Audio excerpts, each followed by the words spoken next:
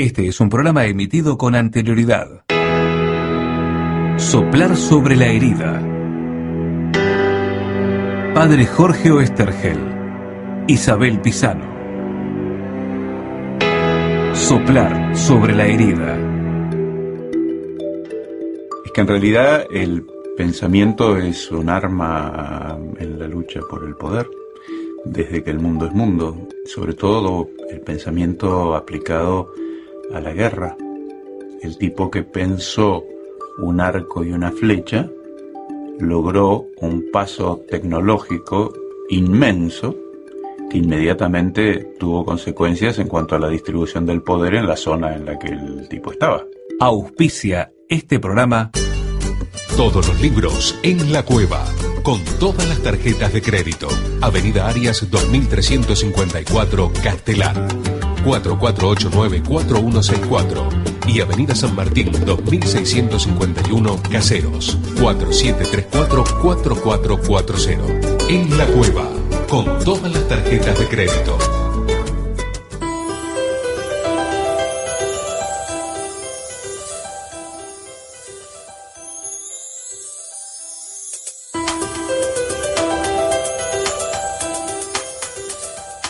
Hola, ¿cómo les va? Estamos compartiendo con todos ustedes Soplar sobre la herida.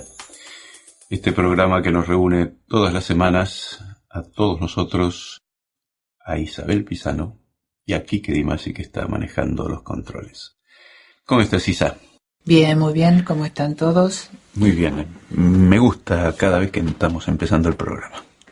Bueno, empecémoslo. Empecémoslo. Y como siempre empezamos con algo que nos haya llamado la atención o haya sucedido. Ajá. Leyendo un artículo de... ¿Cómo se llama? Enrique Valiente Noalles. Ahí está.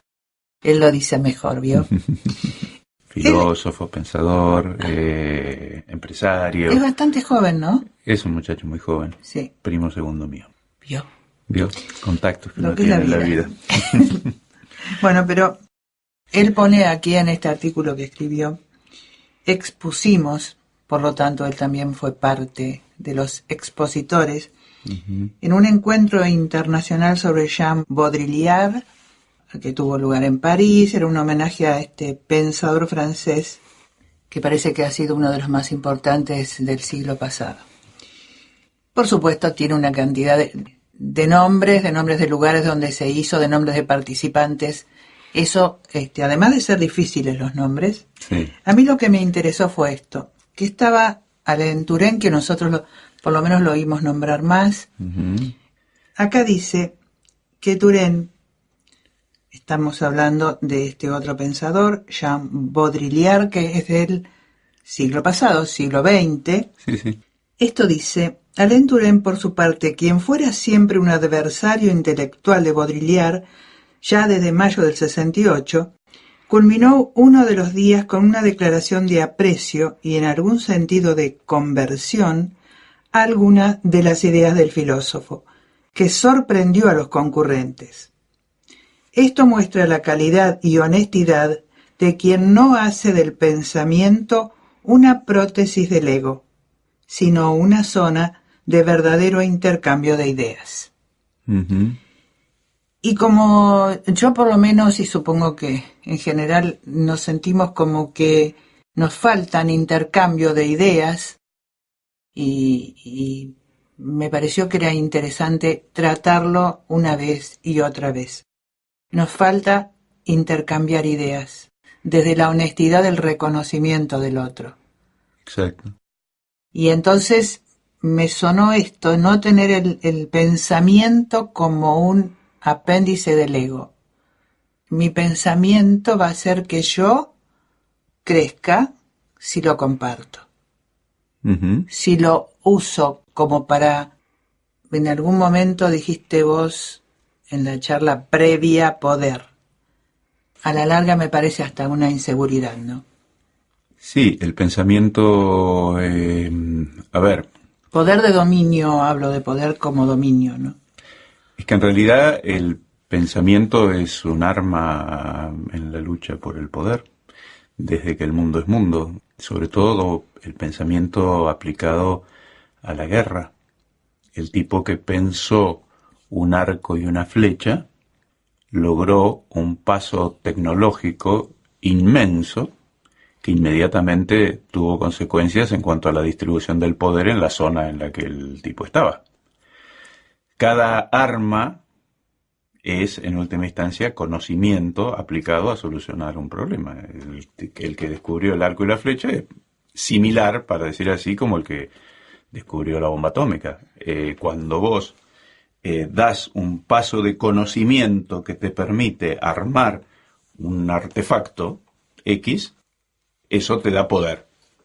Ese poder puede ser directamente de armas o puede ser de otro tipo de artefactos que terminan siendo poder. Por ejemplo, que Estados Unidos sea Estados Unidos y que la revolución tecnológica se haya dado a partir de Estados Unidos no es casualidad.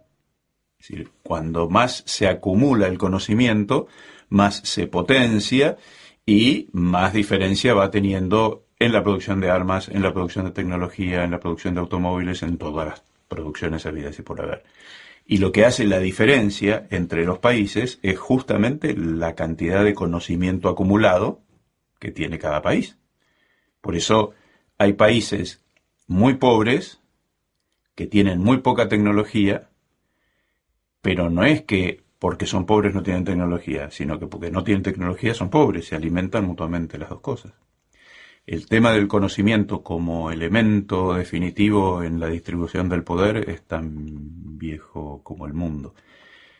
Lo que se plantea en este congreso es cómo se comparte el conocimiento, que es de alguna manera compartir el poder. Compartir el poder puede ser el poder pensar, como en este caso el poder filosófico, o cómo se comparte el conocimiento tecnológico.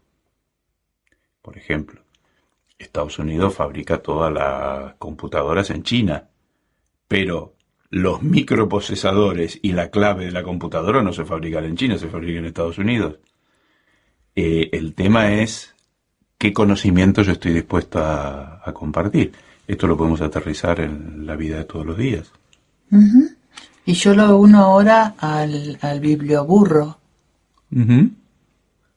Porque cuando la madre de Luis dice, le nació, ¿de dónde sacaste esa idea? De la mente. De mi mente. El biblioburro es lo que charlamos la vez pasada en el otro programa de este muchacho que se iba a la selva colombiana llevando en un burro. Compartía el conocimiento. En un burro llevaba libros, un conocimiento muy especial porque era poético y era de imaginación. Este muchacho cargaba todos los libros en el burro, se iba al medio del monte y les enseñaba a los chicos a imaginarse cosas. Eso es conocimiento. Y eso es transmitir conocimiento. Y a expresarse. Y les enseñaba palabras. Y les enseñaba... Eso es darle al otro la capacidad de desarrollar su propio conocimiento y de generar conocimiento. Eso es, yo lo que vos decías de la tecnología y de las armas y demás, sé que da poder. Pero lo que me parece que daría más poder es compartir el pensamiento, las ideas con otro. Y yo te diría también discutirlas sobre una mesa. El tema es la honestidad para reconocer que el otro también tiene ideas, y buenas ideas, y es un tipo pensante como puedo serlo yo, o que pensamos en la misma dirección. A veces uno dice... Y eso lo dice muy lindo Galeano, ¿no? Mejor dicho, Juan Gelman lo dice. Que a veces uno es contemporáneo de tipos que han tenido pensamientos similares a los míos hace muchos años, pero aún lejísimo de mi generación, y sin embargo han pensado, ese pensamiento fue común. Estamos en una misma frecuencia, aunque estos hayan vivido hace mucho. Uh-huh. Y a veces uno no encuentra esta frecuencia compartida con los que tiene al lado. Uh-huh. Entonces, me parece que a veces nos están pasando cosas por esta incapacidad que tenemos de ponernos a hablar y a compartir los pensamientos y por dónde va nuestro conocimiento o deseo de conocer de algunas cosas. Sin duda, eso nos lleva a dos cosas, me parece, el tema del diálogo y la capacidad de hablar honesta y sinceramente. Y además, yo creo que es muy importante desmitificar lo del pensamiento como una cosa, una actividad para algunos personajes intelectuales que van a Los filósofos. congresos a París, o gente capaz de producir artefactos. Todos somos capaces de pensamientos. Y también se da en la vida de todos los días el utilizar o no el conocimiento como un arma o como algo para poner al servicio del otro. Y yo creo que lo más rico y lo más importante, para que sea posible el diálogo, nos tenemos que convencer realmente de que todos somos capaces de pensamiento y de pensamiento absolutamente valioso, y que todo conocimiento es valioso en tanto y en cuanto está abierto a seguir creciendo y en tanto y en cuanto está abierto a compartirse. El pensamiento deja de ser valioso cuando se convierte en un autoengaño, en un esquema mental para sostener lo que yo creo, siento, pienso, o en la medida en que pienso determinadas cosas que en última instancia lo que hacen es justificar cómo vivo. Hay gente que piensa para justificar su manera de vivir. Si vos hablás con un delincuente en la cárcel o fuera de la cárcel, que hay más fuera que adentro, el tipo te dice, bueno, no, lo que pasa es que yo robo porque mis hijos, por esto, y vos, hay todo un pensamiento que justifica el robar. Y cada uno se arma su propia historia y entonces el pensamiento es válido en tanto y en cuanto es capaz de estar abierto a que el otro te diga, no, mira, querido, robar no, por esto, y entonces la capacidad de dejar interpelar nuestro conocimiento que sostiene nuestra manera de actuar, muchas veces incoherente, o coherente con mi pensamiento, pero no coherente con lo que son las cosas, eso es dialogar. Sí, porque además vos decís, no, querido, robar no, y entonces, mira, yo pensé lo siguiente, vos pensás y tenés tus argumentos para robar. ¿Qué tal si yo te transmito los míos? Uh-huh. Y nos escuchamos y le das otra alternativa para que el otro pueda... Le prestás, le regalás tu pensamiento. Le regalás tu conocimiento, si es conocimiento. O tu búsqueda. Ese es el desafío. El tema es que el diálogo, si es honesto, me lleva a cambiar de comportamiento siempre. Soplar sobre la herida.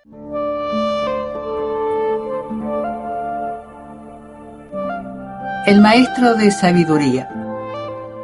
Este relato lo escribió Oscar Wilde.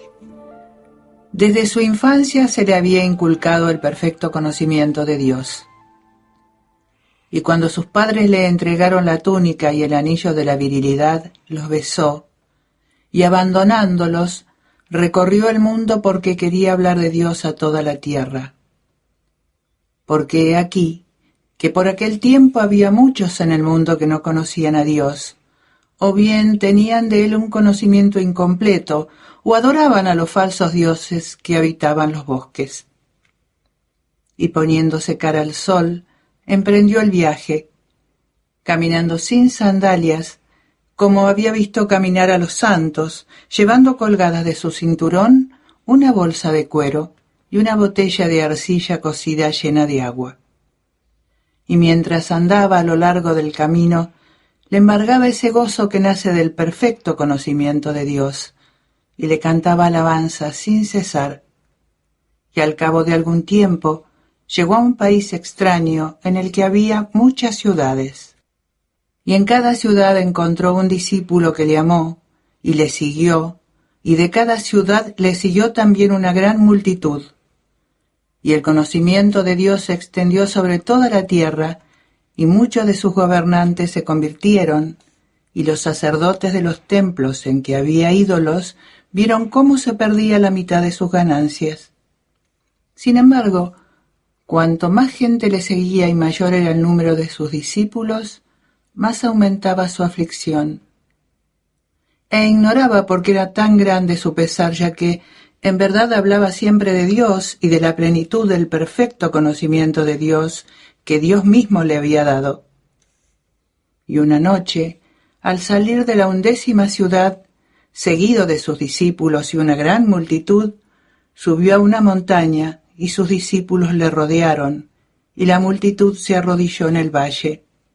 Y he aquí que hundió la cabeza en sus manos y lloró, y dijo a su alma: ¿por qué estoy tan afligido y siento tanto temor? ¿Y por qué cada uno de mis discípulos es como un enemigo que camina a plena luz?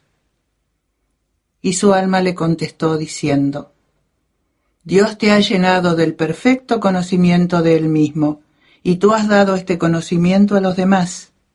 Has dividido la perla de gran valor, y la túnica sin costura la has cortado por en medio. El que difunde la sabiduría se roba a sí mismo. Es como el que da un tesoro a un ladrón. ¿No es Dios más sabio que tú? ¿Quién eres tú para revelar el secreto que Dios te ha confiado? En tiempos fui rica y me has empobrecido.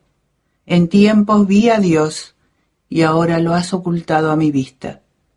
Y volvió a llorar porque sabía que su alma le decía la verdad y que había entregado a los demás el perfecto conocimiento de Dios, y que ahora él era como aquel que se agarra a una saliente, y que su fe le iba abandonando en relación al número de los que crecían en él.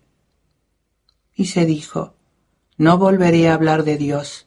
El que difunde la sabiduría se roba a sí mismo. Y unas horas más tarde, sus discípulos se le acercaron, e inclinándose hasta el suelo dijeron: Maestro, háblanos de Dios, porque tú posees el perfecto conocimiento de Dios, y ningún otro hombre excepto tú lo posee. Y él les contestó diciendo: os hablaré de todas las otras cosas que están en el cielo y en la tierra, pero no os hablaré de Dios. Ni ahora ni en ningún momento os hablaré de Dios. Y sus discípulos se alejaron, entristecidos, y la multitud regresó a sus hogares. Y cuando se quedó solo se levantó, y volviéndose cara a la luna emprendió el viaje, y viajó durante 7 lunas, sin hablar a ningún hombre y sin contestar a ninguna pregunta. Y cuando la 7ª luna se hubo desvanecido, llegó al desierto. Y habiendo encontrado una caverna que en tiempos ocupó un centauro, la tomó por morada y se trenzó una estera de juncos para acostarse, y se transformó en ermitaño. Y a cada hora el ermitaño ensalzaba a Dios, que le había permitido conservar algún conocimiento de él y de su inmensa grandeza. Pero una noche, estando el ermitaño sentado ante la caverna, vio a un joven de rostro hermoso y perverso pasar ante él, mal vestido y con las manos vacías. Todas las noches pasaba el joven con las manos vacías, y todas las mañanas regresaba con las manos llenas de púrpura y perlas, porque era un ladrón que desvalijaba las caravanas de mercaderes. Y el ermitaño le miró y le compadeció. Y una mañana, cuando regresaba con las manos llenas de púrpura y perlas, el joven se detuvo, golpeó la arena con el pie y dijo al ermitaño: ¿por qué me miras siempre de este modo cuando paso? ¿Qué es lo que veo en tus ojos? Porque hasta ahora ningún hombre me ha mirado así, y esto es para mí como una espina dolorosa. Y el ermitaño le contestó: lo que ves en mis ojos es piedad. La compasión es lo que te mira desde mis ojos. Y el joven rió despectivo e increpó al ermitaño diciéndole con acritud: tengo púrpura y perlas en mis manos, y tú solo tienes una estera de juncos para acostarte. ¿Cómo puedes compadecerme? ¿Y por qué sientes esta compasión? Te compadezco porque no tienes conocimiento de Dios. ¿Es acaso una cosa preciosa ese conocimiento de Dios? Es mucho más preciosa que toda la púrpura y las perlas del mundo. ¿Y lo tienes tú? En otro tiempo poseía en verdad el perfecto conocimiento de Dios, pero en mi locura me desprendí de él y lo repartí con otros. No obstante, aún ahora lo poco que me queda es para mí más preciado que la púrpura y las perlas. Y cuando el joven ladrón oyó esto, tiró la púrpura y las perlas que llevaba en sus manos y desenvainando una afilada espada, dijo al ermitaño: «Entrégame al instante ese conocimiento de Dios que tú posees o te mataré. ¿Por qué no mataría yo al que posee un tesoro mucho mayor que mío?» Y el ermitaño extendió los brazos diciendo: «¿No sería mucho mejor para mí llegar hasta lo más profundo de los tribunales de Dios y ensalzarle antes que vivir en el mundo sin su conocimiento? Mátame, si ese es tu deseo, pero no te cederé mi conocimiento de Dios». Y el joven ladrón cayó de rodillas y le suplicó, pero el ermitaño no quiso hablarle de Dios ni cederle su tesoro. Y el ladrón se puso en pie y dijo al ermitaño: «Sea como tú quieres. Por mi parte iré a la ciudad de los 7 pecados, que está solo a 3 días de marcha, y me darán placer a cambio de mi púrpura, y me venderán alegría por mis perlas». Y recogiendo perlas y púrpura se alejó rápidamente. Y el ermitaño lo llamó a voces y le siguió y le suplicó.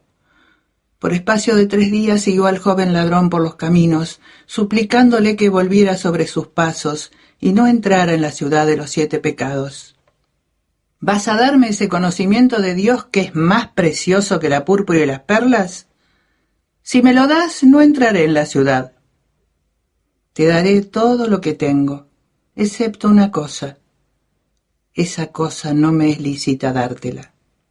Y al atardecer del 3er día llegaron cerca de las grandes puertas rojas de la ciudad, y de la ciudad les llegó el eco de muchas risas, y el joven ladrón rió en respuesta y trató de llamar a la puerta. Al darse cuenta, el ermitaño se adelantó corriendo y le retuvo por los faldones de sus vestiduras, diciéndole: «Abre tus manos, rodea mi cuello con tus brazos y acerca tu oído a mis labios, y te diré lo que me queda del conocimiento de Dios». Y el joven ladrón se detuvo. Y cuando el ermitaño le hubo dado su conocimiento de Dios, cayó al suelo llorando, y una gran oscuridad ocultó a su vista la ciudad, y al ladrón de tal modo que no los volvió a ver más. Y estando allí echado y llorando, notó que él estaba de pie a su lado. Lo levantó, diciéndole: «Antes de ahora has tenido el perfecto conocimiento de Dios. De ahora en adelante poseerás el perfecto amor de Dios. ¿Por qué lloras, pues?». Y le besó.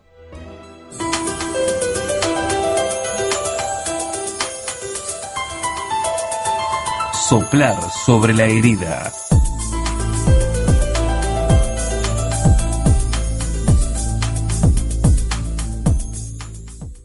Este es un programa emitido con anterioridad. Sí, no, te doy la razón. Solo pensaba que una vez se dice: «Yo lo conozco desde hace mucho». Lo conozco muy bien desde hace mucho. Como lo conozco desde hace mucho, siempre es igual. Entonces no le doy la posibilidad de que haya cambiado.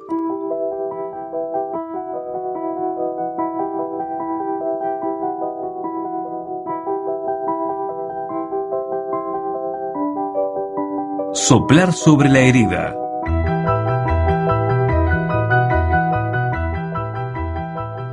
Es notable, hablando de pensamientos, cómo de una manera u otra enseguida se termina hablando de sentimientos. Por un lado, contraponiéndolo, y por otro lado, necesitándose. Como que el ser humano es todo. Y cuando uno se pone a hablar de los pensamientos, del conocimiento de Dios en este caso, termina yendo en última instancia al amor y a lo que no son pensamientos, sino sentimientos muy profundos.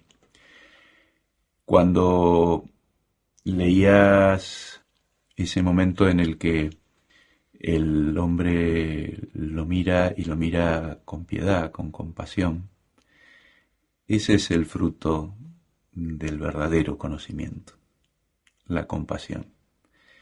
Si nosotros en medio de todas las ideas que nos bombardean permanentemente, nos ponemos a buscar algún punto objetivo, concreto, alguna referencia. Recién hablábamos de la palabra horizonte o del perfil de una ciudad. ¿Dónde estamos parados? Buscando un punto concreto a la hora de compartir ideas. Las ideas son válidas en tanto y en cuanto generan más compasión. No está dentro de la misma idea la validez de la idea. La idea es buena si genera en mí capacidad de compartir, capacidad de amar, capacidad de perdonar. Las ideas que me confirman, como decíamos al principio del programa, en mi ego, en mi manera de ver, en mi poder, eso es un horizonte muy resbaladizo y es muy difícil saber si una idea por ese motivo es buena. Pero siempre que las ideas nos conducen a querernos más, a perdonarnos más, a comprendernos más, las ideas sirven y son buenas. Con respecto al cuento, justamente él habla del conocimiento de Dios. Él quería que se conociera y no está mal. Sin embargo, no basta ser un erudito en las cosas de Dios, desde el pensamiento, desde el conocimiento, hasta que no sucede lo que vos decís. Mientras yo no lo pongo en acción, no es algo estéril, diría. Uh-huh. Lo tengo que poner en acción, aunque no sea haciendo, digo, pero esta apertura para que el otro lo tenga como valor, lo tenga como algo muy, muy valioso, como participar de algo muy valioso que tengo. Si el amor no lo comparto, no es. Si no lo tengo que entregarlo como algo que yo tengo que es mi tesoro, justamente. El conocimiento de Dios y todo conocimiento. En la medida en que conozco a las personas, por ejemplo, las amo, las respeto, comparto. No puedo decir que conozco bien a alguien que no soy capaz de respetar o de amar. El conocimiento me tiene que llevar siempre a una actitud de compasión, de proximidad, de que el otro es un prójimo. El conocimiento de la naturaleza me lleva a amar la naturaleza. Si yo digo que conozco la naturaleza, pero simultáneamente la destruyo, no estoy conociendo bien la naturaleza. Esto también en la familia. Cuando el conocimiento que hay entre los miembros de una familia nos lleva a la desunión, es que no nos estamos conociendo. Cuando yo digo, yo a este lo conozco muy bien, entonces, quiere decir que no lo conozco nada.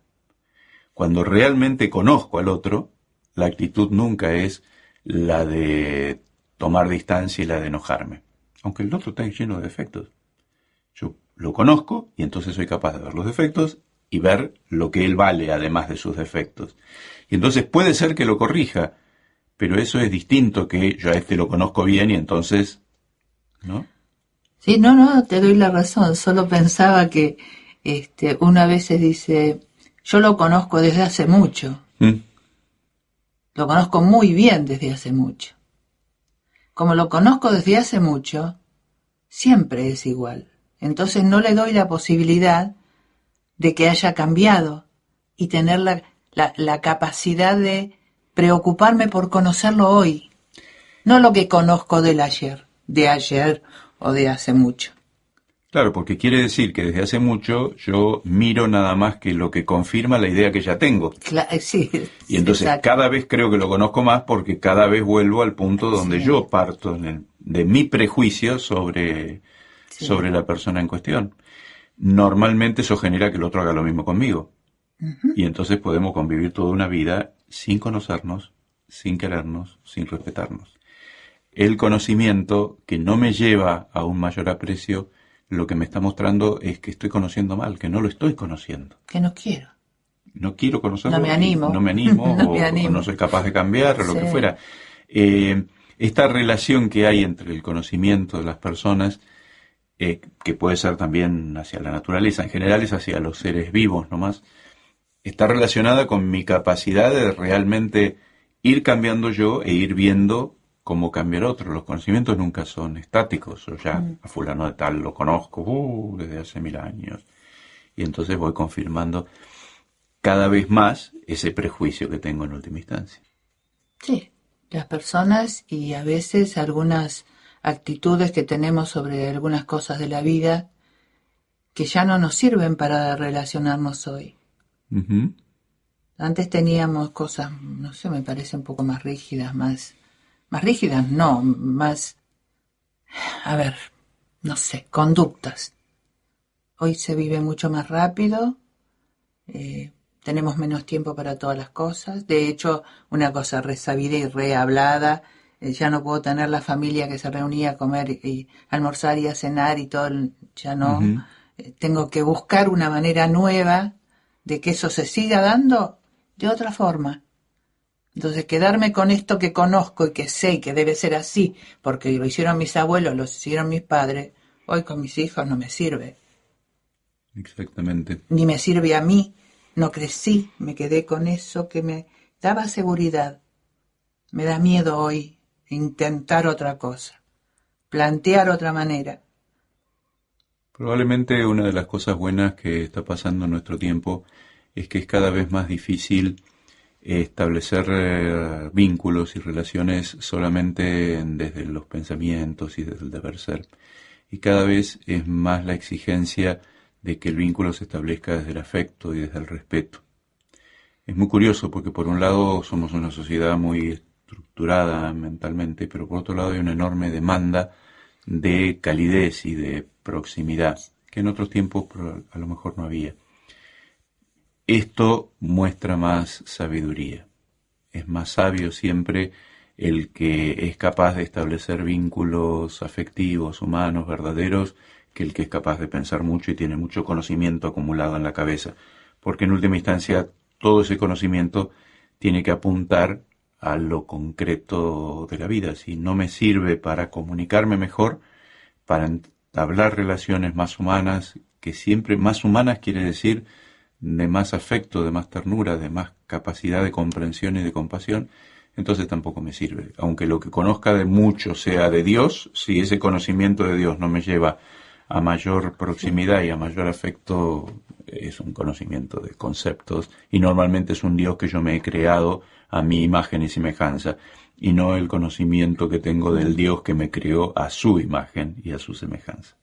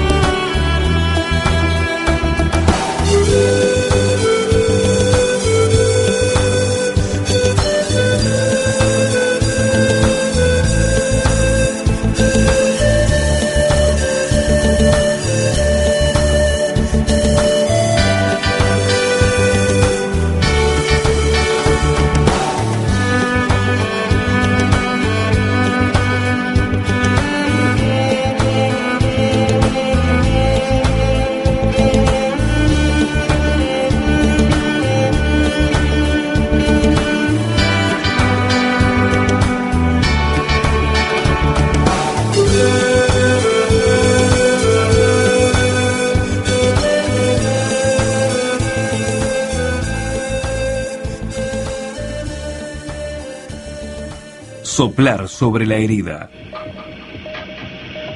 En este bloque final del programa siempre tratamos de acercarnos a los evangelios y agarrar algunas palabras de Jesús que nos puedan ayudar o iluminar o entender, qué sé yo.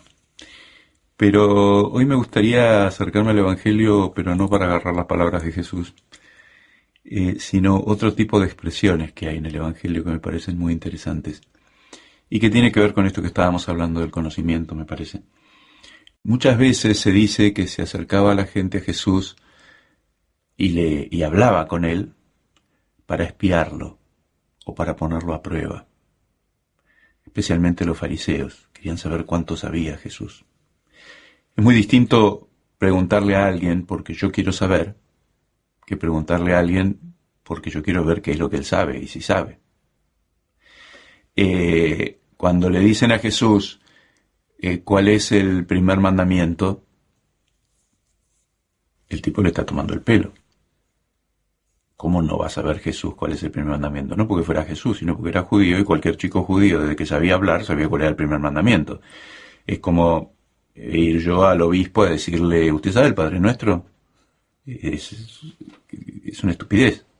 Entonces, cuando se muestra a un doctor de la ley diciéndole a Jesús, ¿cuál es el primer mandamiento? Nos está mostrando un tipo que quiere saber cuál es el primer mandamiento. Se está mostrando un tipo que quiere descalificar a Jesús y que quiere tratarlo como un tarado. Lo notable es que Jesús le contesta. Y le dice cuál es el primer mandamiento. Le dice, el primer mandamiento es amar a Dios sobre todas las cosas y al prójimo como a ti mismo. Y entonces el otro le dice, ¿y cuál es mi prójimo?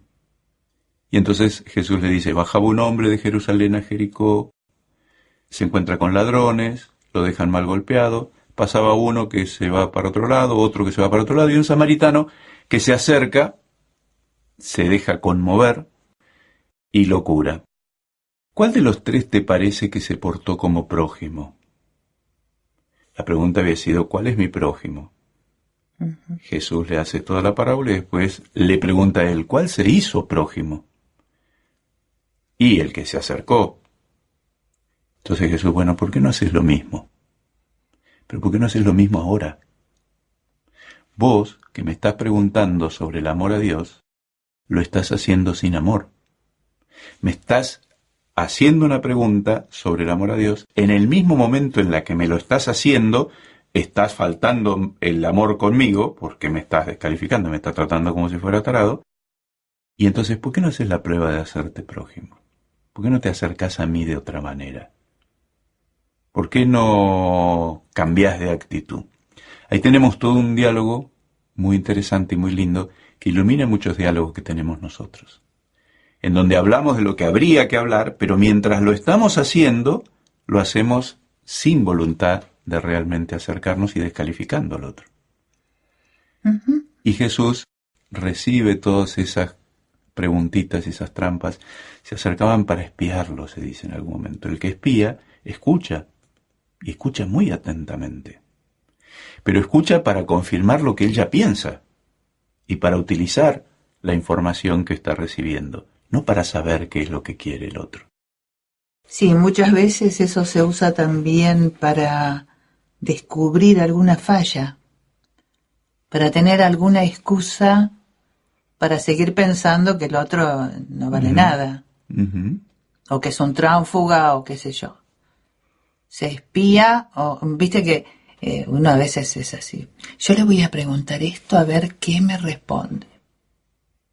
Porque a lo mejor si me dice esto vas a ver cómo... Es decir, de alguna manera uno maquina una pregunta o una forma de acercarse, ¿viste? El tema es que como todos tenemos defectos, si alguien nos espía y nos mira mal, siempre va a encontrar algún motivo para confirmar lo mal que piensa. Claro, no es para conocerte realmente. Uh-huh. Es para saber en qué le estás fallando. A ver, tanto que hablas, a ver. Mirándonos así, no podemos convivir nunca. No, porque desconfiamos además de todo lo que dice el otro. Hoy es muy, muy triste esto.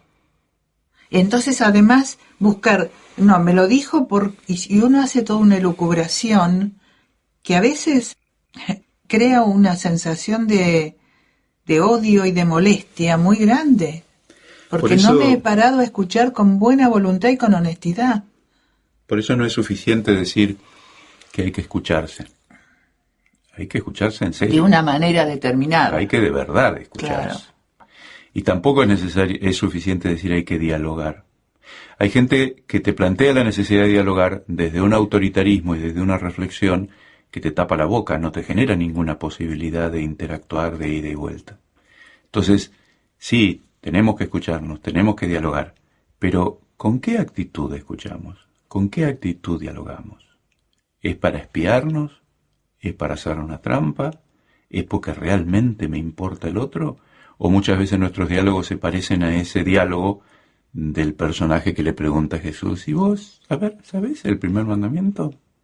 Y en el momento en el que estoy preguntando, por el amor de Dios, estoy faltando al amor de Dios. Uh-huh. No, estoy pensando en todas las veces en las que no escucho eso, ¿no? Que uno ya entra con una actitud negativa al encuentro con los demás. No sé, a veces es lo mío personal, ¿no? Uno va a algún lugar y entonces dice, bueno, total hoy, no sé, no hablo con nadie, me voy a aburrir, voy porque no tengo más remedio, porque es mi obligación, porque es el cumpleaños de fulano, o porque, qué sé yo, alguien tiene una cosa importante para él, pero a mí no me importa, pero voy porque tengo la obligación. Seguramente va a ser un plomo, no voy a poder hablar con nadie, no me voy a encontrar con nadie, voy y me voy. Ya desde esa actitud no va a ser un plomo.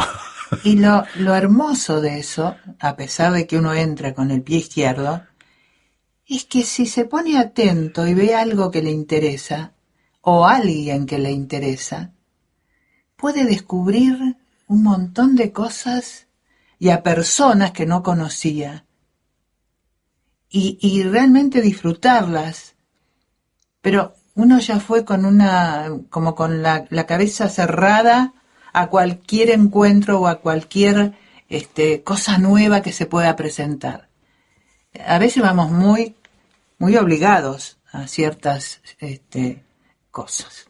Por eso es tan maravilloso que Jesús le contesta, que Jesús se banca esa pregunta y sigue el diálogo. Y es capaz de convertir todo eso en una oportunidad de crecimiento y en una oportunidad para ese tipo que lo está tratando de esa manera. Ese hombre pregunta por el amor de Dios, lo trata sin amor. Jesús contesta al que no lo ama, y además es hipócrita porque se llena la boca hablando de Dios, con amor a esa persona. Porque quiere que realmente ese tipo se dé cuenta de dónde está y quiere mostrarle qué es el amor. Me recuerda la frase de San Juan de la Cruz, donde no hay amor, pon amor y sacarás amor. Si en un vaso no hay agua, ponele agua y vas a sacar agua. Donde no hay amor, pone amor y podés sacar amor. Y si no sacas amor, sacudirás la tierra del polvo de tus sandalias. No, siempre se saca amor. Siempre hay. Siempre. Si vos lo ponés, está. Sí, yo pongo el tuyo mío. Está. Y bueno, y entonces ya está. Ya hay. Y entonces ya está. Lo que importa es el amor que uno pone, no lo que después el otro haga.